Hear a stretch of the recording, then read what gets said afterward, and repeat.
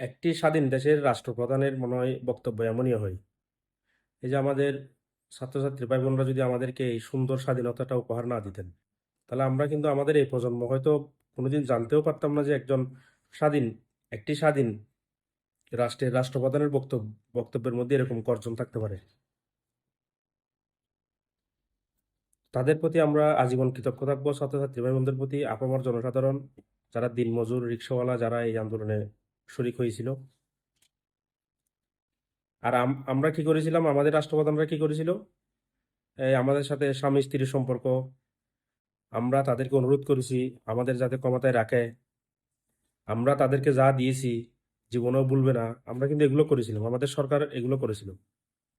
এই যে আমাদের নতুন রাষ্ট্রপ্রধান ডক্টর মোহাম্মদ ইউনূস স্যার, ওনার বক্তব্য শুনে আসলে মানে গর্বে আমাদের বুকটা ভরে গেছে। পরে কি হবে সেটা জানি না, কিন্তু ওনার কাছ থেকে যে ধরনের আমরা স্বাধীন রাষ্ট্রপ্রধানের যে ধরনের বক্তব্য হওয়া দরকার, ওনার বক্তব্যটা শুনে আসলে সত্যি রক্তে মানে আগুন জ্বলতেছে, এরকম এরকম মানে সবার রক্ত রক্ত গরম হয়ে গেছে। এরকমই মনে হয়, আমার মনে হচ্ছে প্রতিটা স্বাধীন দেশের রাষ্ট্রপ্রধানের বক্তব্য এরকমই হয়। আমরা কিন্তু কখনো দেখিনি শুনিনি, এই প্রথম শুনে হয়তো আমাদের অবাক লাগতেছে। আসলে এরকম হয় স্বাধীন দেশের রাষ্ট্রপ্রধানের বক্তব্য।